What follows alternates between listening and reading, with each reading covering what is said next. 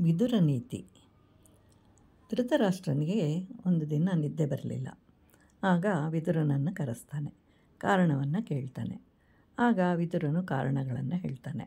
ಮೊದಲನೇದಾಗಿ ಕಳ್ಳತನ ಮಾಡಿದವರಿಗೆ, ಜೂಜಾಟ ಆಡಿದವರಿಗೆ, ಹೀಗೆ ಕೆಲವು ಕಾರಣಗಳಿಂದ ನಿದ್ದೆ ಬರೋದಿಲ್ಲ ಮಹಾರಾಜ ಅಂತ ಹೇಳ್ತಾನೆ.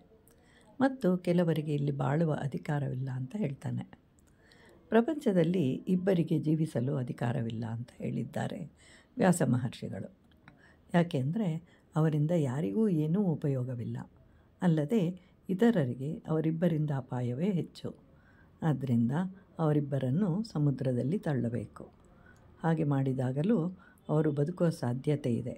ಆದ್ದರಿಂದ ತಳ್ಳುವ ಮೊದಲು ಅವರಿಗೆ ದೊಡ್ಡದಾದ ಕಲ್ಲು ಬಂಡೆಯೊಂದನ್ನು ಕಟ್ಟಿ ಬಳಿಕ ಸಮುದ್ರದಲ್ಲಿ ತಳ್ಳಿದಾಗ ಮತ್ತೆ ಮೇಲೆ ಬರೋದಿಲ್ಲ ಅಂತ.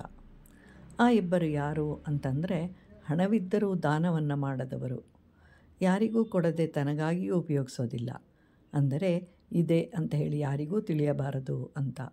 ಆದರೆ ನಮಗೆ ಇದೆ ಅಂತಂದಾಗ ಇಲ್ಲದವರಿಗೆ ಕೊಡಬೇಕು, ಆಗ ಅನೇಕರು ಬದುಕ್ತಾರೆ. ಧರ್ಮಶಾಸ್ತ್ರವು ಸಹ ಇದನ್ನೇ ಹೇಳುತ್ತೆ. 50% ಖರ್ಚು ಮಾಡಬೇಕು, 25% ದಾನವನ್ನು ಮಾಡಬೇಕು, ಉಳಿದ 25% ಭಾಗವನ್ನು ಕೂಡಿಡಬೇಕು. ಹಣವಿಲ್ಲದವರು ಕಷ್ಟಪಟ್ಟು ಕೆಲಸ ಮಾಡಿ ಸಂಪಾದನೆಯನ್ನು ಮಾಡಬೇಕು. ಕಷ್ಟಪಟ್ಟು ಕೆಲಸ ಮಾಡಬೇಕಾದವರು ಕೆಲಸ ಮಾಡದೇ ಇರಬಾರದು. ಸುಮ್ಮನೆ ಇರಬೇಕಾದವರು ಕಷ್ಟಪಡಬಾರದು.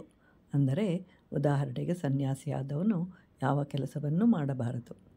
ಅದೇ ರೀತಿ ಸಂಸಾರದಲ್ಲಿರುವವನು ಸುಮ್ಮನೆ ಇರಬಾರದು. ಸನ್ಯಾಸಿಯು ಸದಾಕಾಲ ಜಪ, ಧ್ಯಾನ ಇಂತಹವುಗಳನ್ನು ಮಾಡಬೇಕು. ಇಲ್ಲವಾದರೆ ಅವರಿಬ್ಬರನ್ನು ದೊಡ್ಡದಾದ ಬಂಡೆಗೆ ಕಟ್ಟಿ ಸಮುದ್ರದಲ್ಲಿ ತಳ್ಳಬೇಕು ಅಂತ ಹೇಳ್ತಾನೆ ವಿದುರ ಧೃತರಾಷ್ಟ್ರನಿಗೆ.